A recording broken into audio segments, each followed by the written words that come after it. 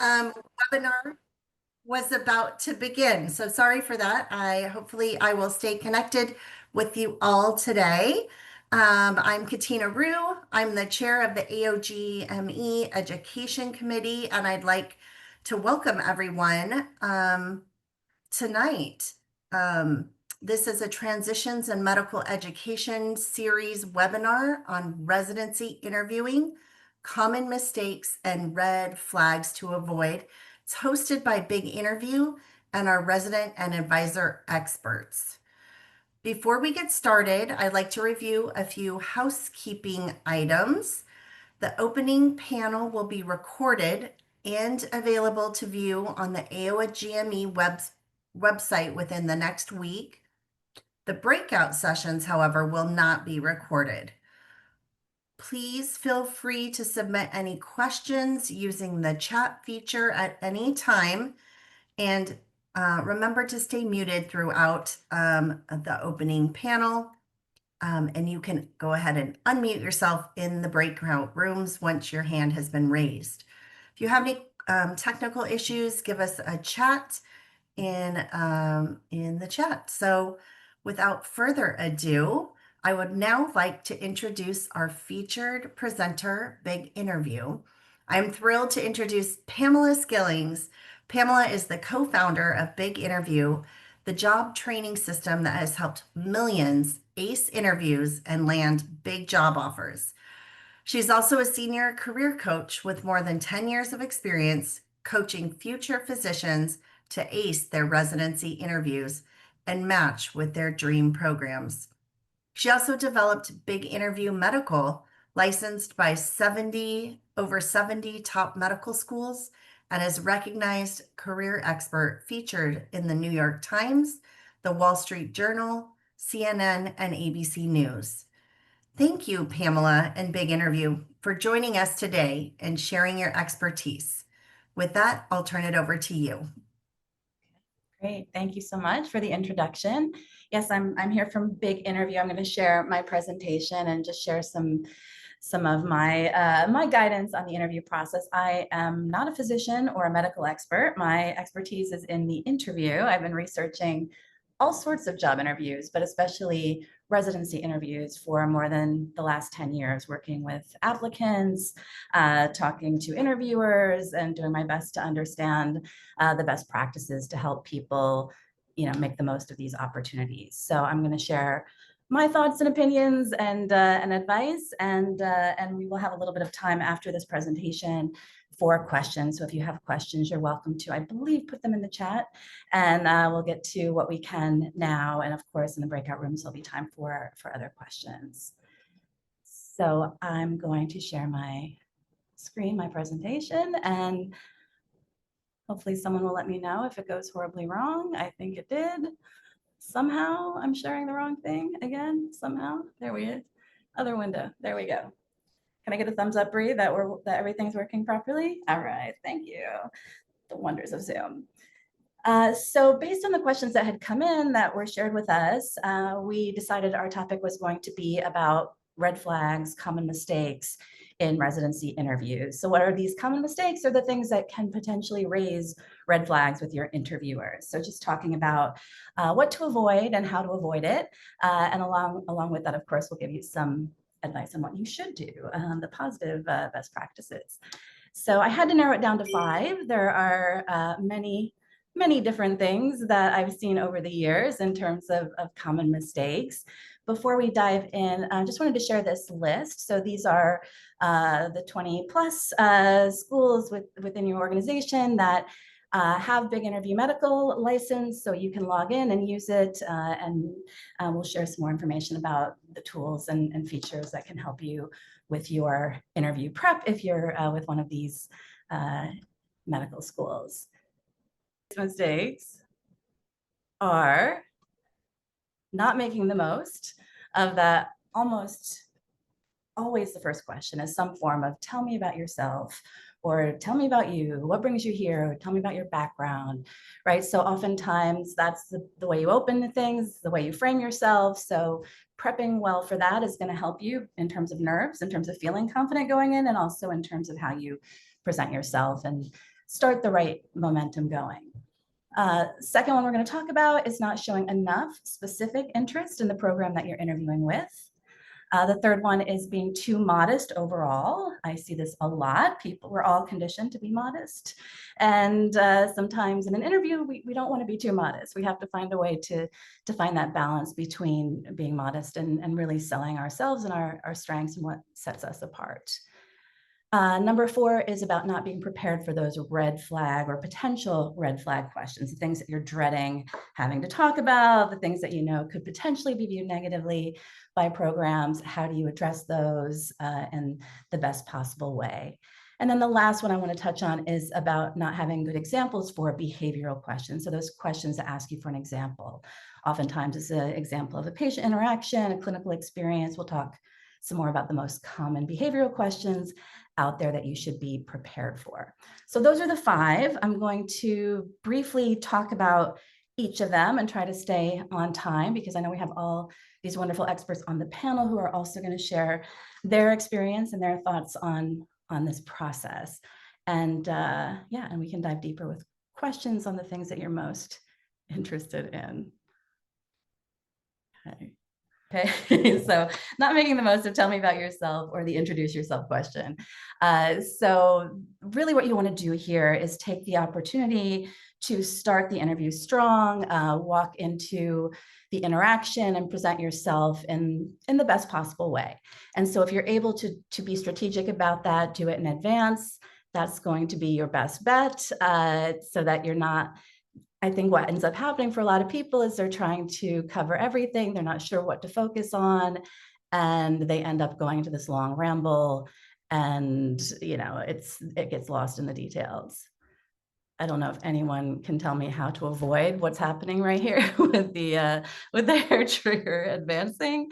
Okay, so this is what I wanted to get to. So this is just a simple framework that I use with my clients that I think is really useful. It's not the only way to address this question, but it's a good way to organize your thoughts because what you want to do is go in not with a script, and I will say time and time again, I never suggest scripting your answer word for word. You want to be natural. You want to be yourself. You don't want to come across as a robot, especially now with ChatGPT creating a lot of answers for people.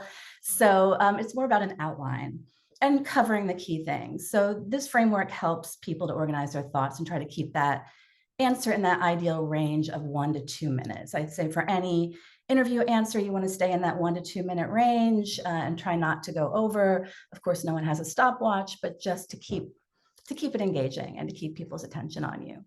So part 1, who I am. So that might be a big picture, a little bit of a big picture statement of who you are, introducing yourself. That might be a little bit about where you are in your education, might be a little bit about your personal background. This is where I think residency interviews can vary a bit from the typical corporate job interview because people do seem to have more of an appetite to getting to know you, right? They don't want just your CV read aloud to them. They want to get a feel for who you are as well. So part 1 can incorporate those things, that sort of big picture, get their attention.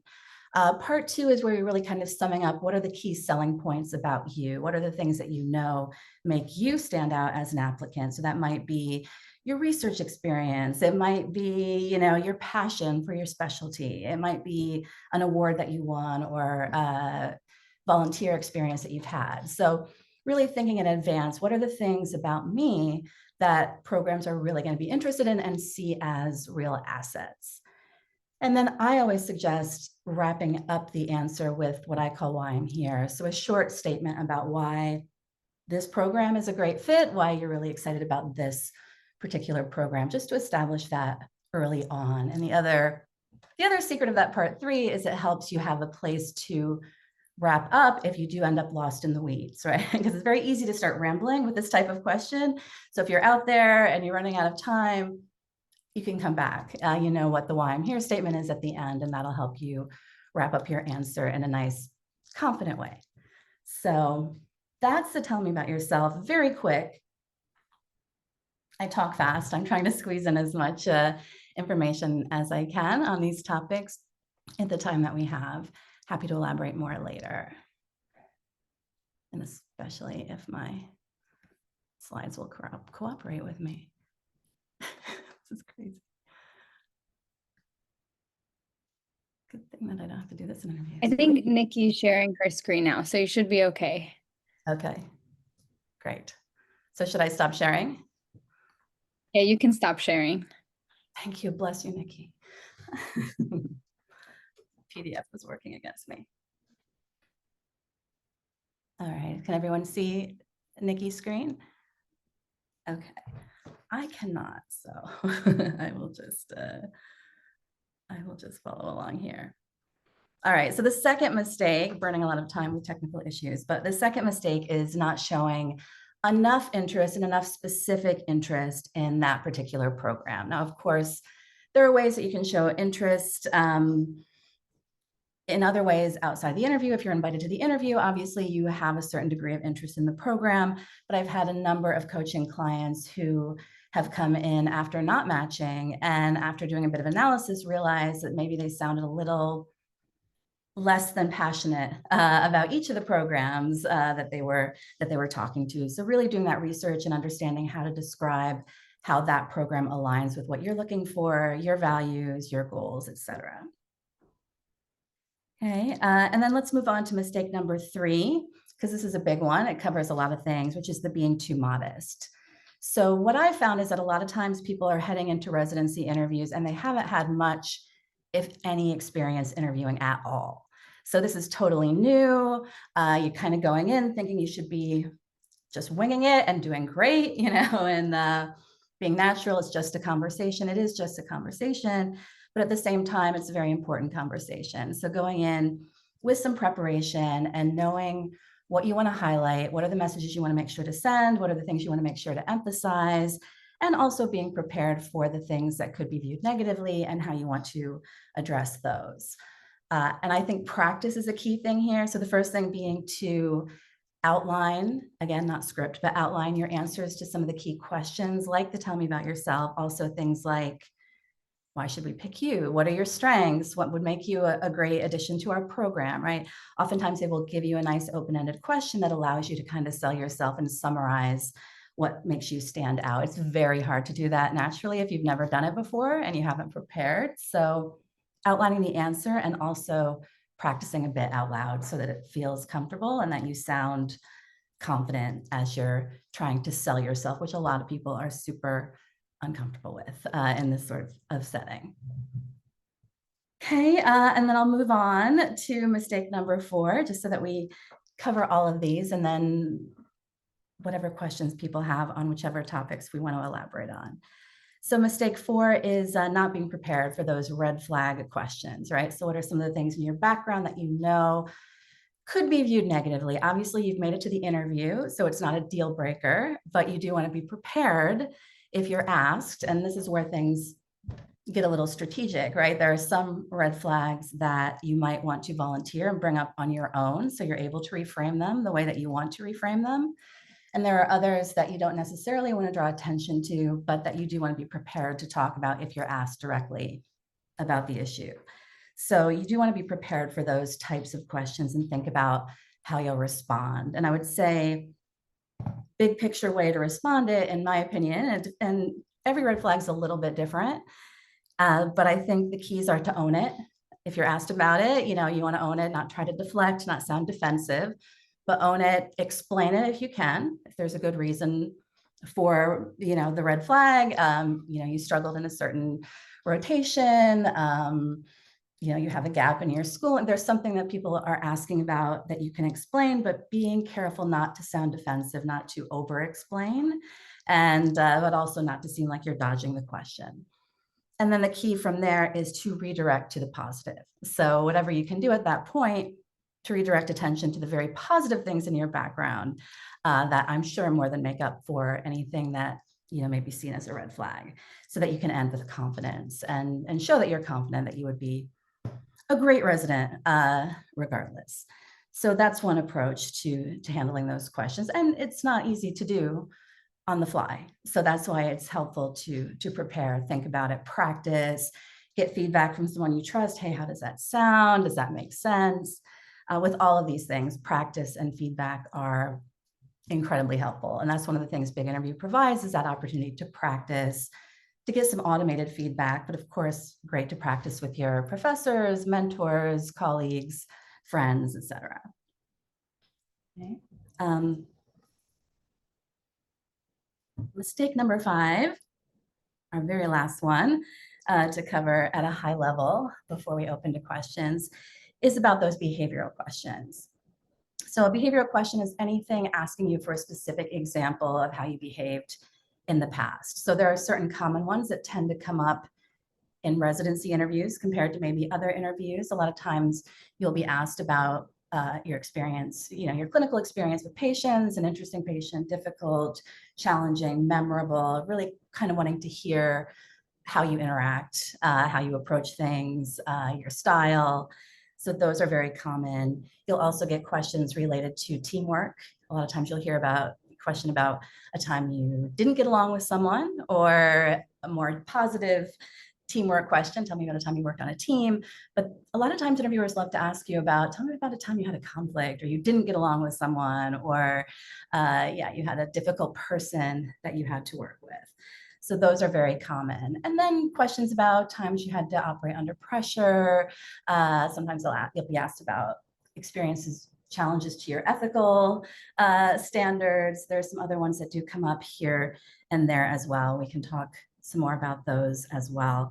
But these are really opportunities, in my opinion, because if you prepare for them, it's a great way to really show in action who you are, what you're like, how you approach things in a medical setting, and be able to kind of show off some of your skills and competency areas by telling a story. And as we all know, a story is much more memorable and engaging than just rattling off a bunch of bullet points. So if you go in prepared for these questions, it's a really good way for you to stand out and shine in the interview. So one way to think about preparing those stories is to use something that we call the STAR format. And some of you may have heard of that before. I think it initially came out of management consulting, but it's something that has been out there in the world for a while in terms of structuring these types of answers to behavioral questions. So the ST is the situation task that, to me, I'm really thinking the backstory or the context, right? So the formal name calls it situation task, but it's really a little bit of setup. This was on this rotation, here was the situation, this is what happened. And then you get into the A, which is really the meat of the story. So this was your approach. What did you do? Why did you do it? What skills did you use? What obstacles came up and how did you overcome them? Now, again, keeping in mind, this whole story needs to be in that 1 to 2 minute range. So again, not easy to do on the fly and very helpful to be able to at least outline a framework of what you want to talk about and what story details you want to make sure that you cover. So it won't sound the same every time, but every time you'll be able to hit on the most important points. And then, of course, the R is your results. So this is the positive outcome to the situation. So it might be the concrete positive outcome. You saved a life, you found the answer, you were able to, complete the task that you were assigned. But also under R might be where you might talk about what you learned. Here's what I learned from this experience. Here are some of the skills that I was able to develop or work on or perfect during this experience and what it meant to me. So the STAR is really, it's not the only way to do it, but it's a nice way to be able to organize your thoughts and tell a story without the risk of wandering into it becoming a 10-minute, story that loses their attention, by minute 2. So those are, the 5 common mistakes that can raise red flags. I'm trying to be cognizant, especially with the delays caused by PDF misbehaving, to go kind of quickly to make sure that we get through everything. And then I guess Nikki or Bree, how much time do we have left for questions, if any, at this point? I don't see any questions in the chat right now. So I think I'm going to move us along to our next panel, which you're... Sorry, we have a couple of questions in the Q&A over here. I just saw come up. Oh, did you? Oh, there it is. Let's do... This is a good question, and I'm going to hold on to that for a sec because it it kind of goes on with our panel questions. So I'm going to leave that first one that's in the Q&A. But specifically for you, Pamela, there is a question that if our school subscribes to Big Interview Medical, how do you access the account? How do you get hooked up? Well, I think it's a little different at every school. So I'm not 100% sure at your school how to access it. Yeah, I would say reaching out to your whoever you work with at your school, but it should be a login as part of your online tool set. But it is a little bit different for every school, so I can't tell you exactly. If you're struggling, you can always reach out to us and we can try to point you in the right direction. Yes, that QR code on the screen does link to biginterviewmedical.com. So you can log on there and then ask us what domain your school is under, and they should be able to provide you with some instructions.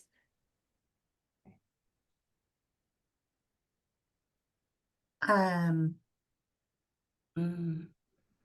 are a bunch more questions in here, and I'm kind of looking at our panelist questions that maybe we'll be able to answer. There's Some one of about weaknesses. If we have time, that's one that I get a lot that we might be good to tackle. But you let me know if we're running out of time, and we can address it later if there's time. Yeah, let's move on to our panelists because I think the panelists will probably, it kind of it incorporates our panel questions. So first of all, Pamela, thank you so much. That was awesome. As a former residency director, I found myself like nodding along to the 5 big mistakes. I think those are um, exactly spot on with things to avoid. And I love that star model at the end with the behavioral questions. I'm in family medicine, and there's always a behavioral question, right? How do you work on a team? Like blah blah blah. And so that is so important to be able to say that, answer that question quickly. Like interviews are 15, 20, 30, like not very long. So if you're rambling like I am right now, the folks on the other end are going to get antsy. So being able to answer that, I love that. So thank you so much. So I want to introduce or have a couple of our other panelists kind of self-introduce themselves. And they're going to share some experience, some expert tips, and valuable advice. I'm going to move through my list and start with Dr. Roddy. If you can introduce yourself. Got that perfect. So, hello everyone. My name is Carolina Roddy. I am currently the Resident and Fellows Council Secretary for their current 25 to 27 term. I'm a PGY4. We got to do some updating on the slides. PGY4 and first year Child and Adolescent Psychiatry Fellow. I did the fast track.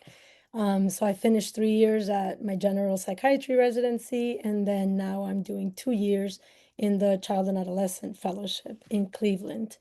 My biggest hope for today is to help you guys find your confidence through that very nerve-wracking and stressful experience, and have fun presenting what's very unique about you, something that nobody else in the world can do because you're unique. Thanks, Dr. Roddy. Dr. Barnes. Hey there, everyone. My name is Ryan. I'm a PGY4 at Inspira Health in psychiatry down in southern New Jersey. And yeah, to Dr. Roddy's point, my goal is really to kind of give you the insight to help you be the best you and really represent and be proud of that because, no one else can do that. And next, Dr. Kilpatrick. Hi, everyone. everyone. I'm Caitlin Kilpatrick. I'm a third-year family medicine resident up in Traverse City, Michigan, over at Munson Medical Center. Kind of my goal here is to really empower you guys and let you know that you have power in these interviews too. It's a two-way interview as you're interviewing for residency. And so that's the thing that I really want to stress to you guys is the residency is finding their fit for potential candidates, but you're also finding where you're going to be at getting the crux of your learning and really shape what kind of physician that you're going to be. And so I really want you guys to understand that you also have power during these interviews too. Thanks. And last but not least, Dr. Timoney. Hello, my name's Martin Timoney. I am the Director of Residency Advising at UIW Salem, San Antonio, Texas. I'm not the medical kind of doctor, that's my wife. I'm the, academic type. So I'm not as practically useful as someone who's actually been through interviews, but I've sort of lived through them through my wife when she was in residency fellowship and when she was an associate program director for NICU fellowship. My goal is to try to help you all successfully escape from medical school and into the next part of your careers by just being yourselves and showing programs that you're going to be a great fit for them. Well, great. We're going to ask the panelists to answer a few questions. The first question, I guess, is 1 to 2 top tips for residency interviewing. Anything else to add besides what you might have said in your opening comments? So I'll echo what Dr. Kilpatrick said is bring your own tests to the interview. Like for me, things that were important was, do they look happy? Because you can see signs of genuine joy. Are they talking to each other in a genuine way, or does it look rehearsed and like, oh, I just got to do the professional front thing? Kind of read in between the lines. That would be my one thing. I think say I as would. Whoops, sorry, go ahead. Oh, sorry. I was just going to be very practical and especially for virtual interviews, test the equipment ahead of time, make sure that your camera is working, make sure that the lighting is good, make sure that the mics are working, test all of that, go on Zoom with a friend and just make sure everything looks good and you're happy with your background. And always have a bottle of water on hand. It's can be a useful way to buy a few seconds if you take a drink of water after being asked a question and gives you a few extra seconds to think of an answer.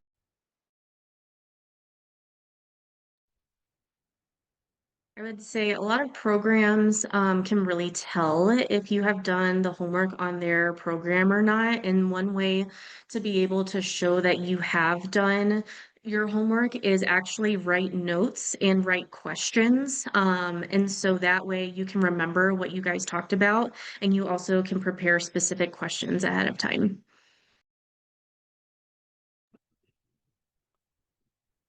Indeed. My two say mini points I would say for tell me about yourself. Use it like a interview style of a clinical one-liner. Kind of put in there what you want to focus on. And if you feel it's not really relevant and it's stuffed away in your CV and your personal statement, just let it be there. And then from the psychiatry point of view, of course, if you have nerves, everyone has nerves. It's a very high stakes situation, right? Look up box breathing. It's a very easy way to kind of hack the vagus nerve and to try to calm down the tachycardia beforehand. And of course, a good, bottle of water.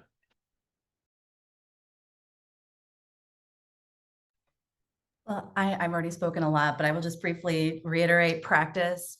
Nobody's going to be smooth coming out of the gate. Practice, it'll help you feel like you can be yourself in a more confident way. It may feel silly at first to be practicing out loud, but it really does help a lot. And the other thing I would say is don't embrace silence. Obviously not super long silences, but it's okay. You don't have to jump in immediately. If you need a second to think about your answer, to gather your thoughts, take that beat, take that second, ask them to repeat the question if you need to.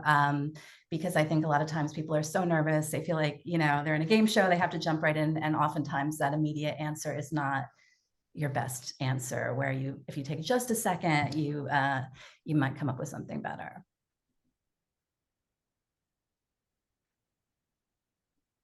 That was great. So what are some examples of some common interview mistakes? And if you make a mistake, how do you fix it? How do you address that during the interview?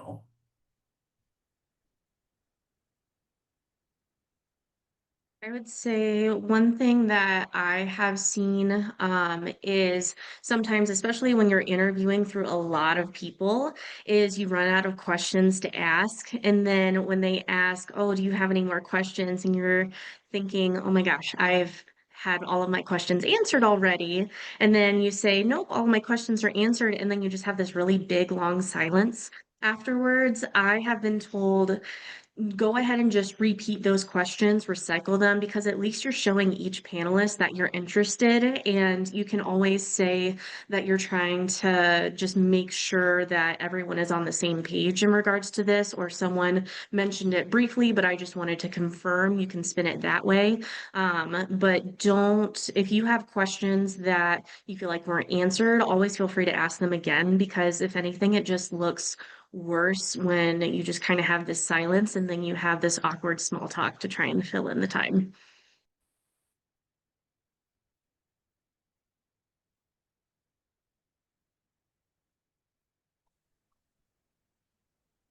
I would copy that. I think that's great. That's great. As a residency program director, interviewing folks and they're like, nope, nothing, like, really? Nothing to ask me about. Yeah. So everybody wants to know, how do you exactly address a red flag? What are your thoughts on how do we address those red flags? I can jump in on this. So in order to address a red flag, say for instance you failed a step or failed a level, right? The biggest thing, at least when I was on the interview committee for a couple of years, the biggest thing I cared about was, what do you learn from it, right? We can't change the past. The past is what it is. But really, like, sure, maybe giving me some circumstances about what were going on, but really, what did you take away from it, right? Because a lesson learned is more important than what happened circumstantially. Yeah, I got to agree with that 100%. And it's, what they really care about is not, did you make a mistake, but are you now currently ready to be a great resident, right? So being able to talk about what you learned and your strengths is the way to go. One of the biggest things there that they're looking for is, are you coachable? Because Yeah. nobody wants to work with anybody that's not coachable. Mhm. Number one. Number two, if you're not coachable, it also brings up kind of why.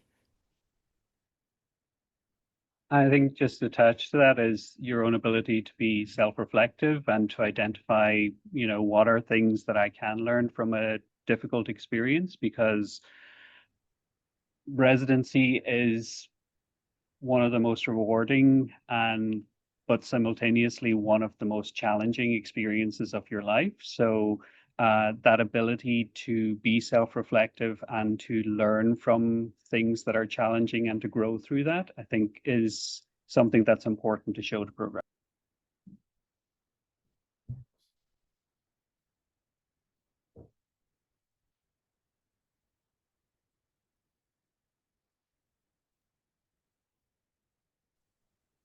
Anything else to add on addressing red flags before we move on to our final piece of advice and then the breakout rooms? There's not a lot of time, so I want to kind of what is your most important piece of advice before we go into the breakout rooms? Something really practical is just dress for your professional comfort. Because if you feel really good, that's going to shine through and you're going to be just more joyful, more comfortable, as long as it's professional.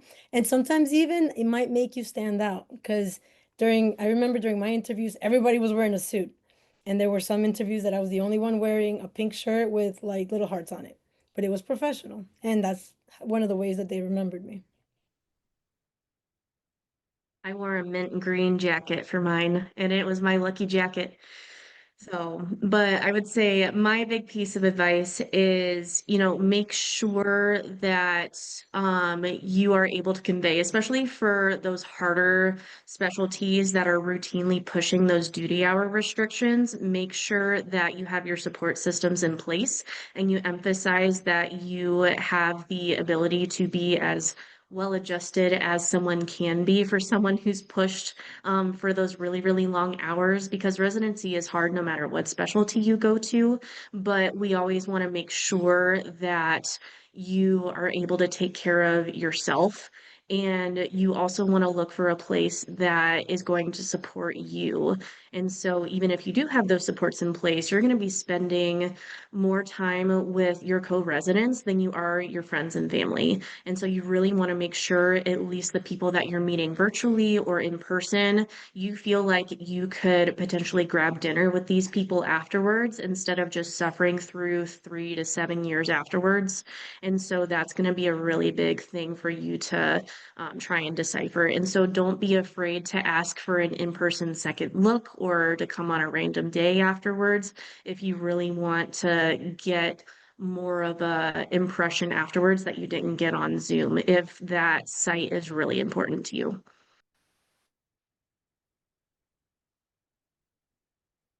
I think understanding that the residency interview is not going to be an interrogation or Spanish Inquisition style thing. Programs are actually hoping that you are going to be successful in as much as in the same way that you hope you're going to be successful, because that gives them great candidates to consider and great candidates to rank.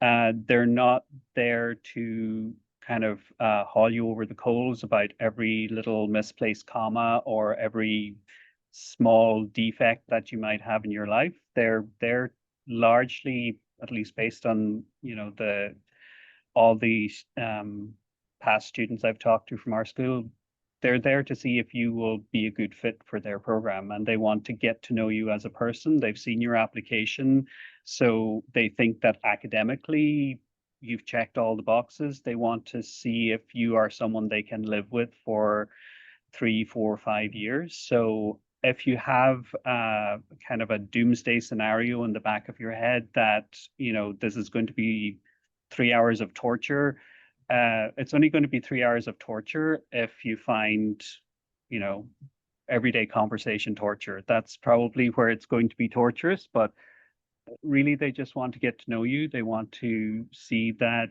you're someone who will fit in with their ethos and their program and their culture. And the best way of doing that is just by being yourself and conveying to them that you're someone who gets along with other people, who will be hardworking, and who can bring something positive to the program.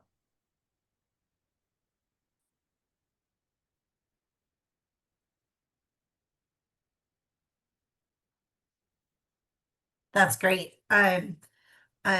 Keep an eye on the chat, folks. We're going through and answering some of those as we're going.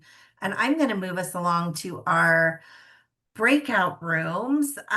You'll be able to choose your own breakout room and feel free to switch in between the breakout rooms, and you can ask the panelists directly in there. Use the raise hand feature just so you can kind of get in the queue. And yeah, the breakout sessions end in 15 minutes exactly, and we'll plop you back into this main room for me to say goodbye to y'all. So go ahead and choose your breakout room. Looks like folks are back in the big room. I want to say thank you to all of our panelists for being here today and giving out the advice to everyone who joined us. Thank you so much. There will be that recording of the webinar, the panel, the first half on our ACOM and the AOGME webinar series webpage. So go ahead and check that out or share it with your friends. And if you have any other questions, email us at aogme@acom.org. Thanks for being here this afternoon and dealing with my internet power thing and funny slides going crazy. My cow was out here mooing really loud, so I was hoping you guys didn't hear that. It was all sorts of craziness today, but thank you for being here, and I hope this was really, really helpful. And good luck in interview season. Good luck, everybody.